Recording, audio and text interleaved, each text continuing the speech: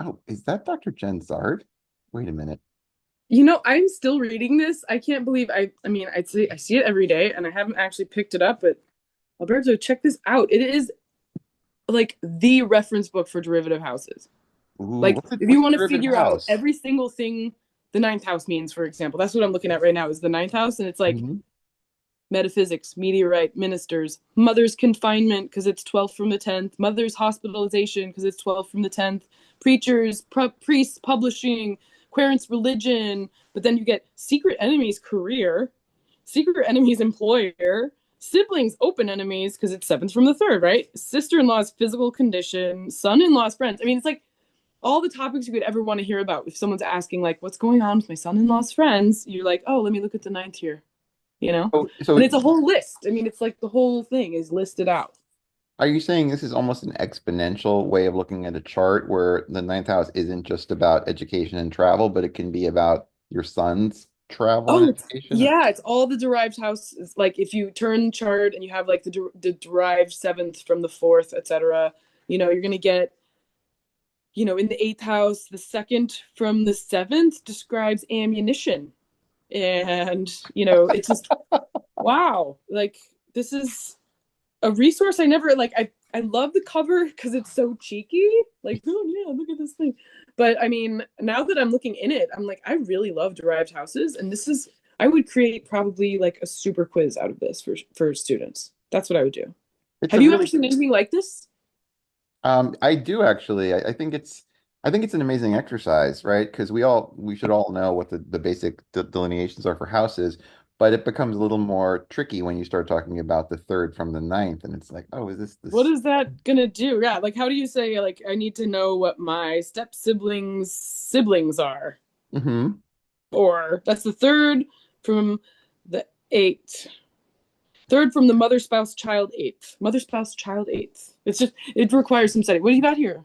Yeah, this is an interesting book called From One House to Another by Sophia Mason. And these are her delineations. So she's starting out with the kind of traditional, indications and topics of the ninth house. We can see here. Mm. So whatever. But we're already getting into the derived thing. So the personality and appearance of the second marriage partner. Yeah, because you skip houses, you go from 7 to 9 for the second one. The Yeah. fourth brother or sister, right? The house of psychism. But then down here, the ninth house is the 12th house. So if you start at the ninth house and you count 12, you're going to end up in, wait, is that right? From the 10th? Well, yes, It's it's 12 from the 10th, right? So if you're in the 10th house, then the ninth house is the 12th house over. I often think of that as like the Pope trying to undermine the king, mhm. But here we have what? Secret sorrows of losses of one's boss. Oh yeah, that tracks. Hospitals, confinement of one. So if your boss ends up in a mental institution, look in the Yeah. ninth. Yeah. And then she literally goes through every, so I think you basically are talking about at least 144 combinations, right? That's So amazing. Yeah. let's see here. Let's go to a different one here. So what is the eighth from the second?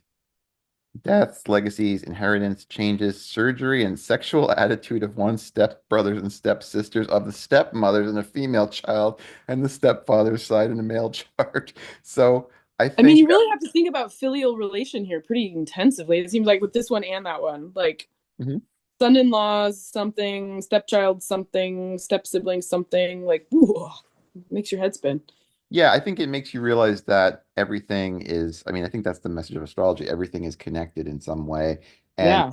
even there, we can talk about antitia, contra antitia, parallels. Those Hmm. are connection types that are a little harder to see. But this is also another way where you can be like, every house is not a standalone monad. It's in relationship with all of the other houses all the time. Totally. Totally. Yeah, like if you're in a whatever perfection year, I'm like, that's like my next step when we hang up Ooh, now. I'm gonna be looking at this, going like, okay, I'm in this house perfection year. I'm gonna list out all these things and be like, did any of these things get activated? that Because I love it when the chart is like not just you, it's the life world around you, and it's like, okay, well, if I'm experiencing this house is here, what's gonna go on around me this year? No one ever asks that. They always say what's gonna happen to me.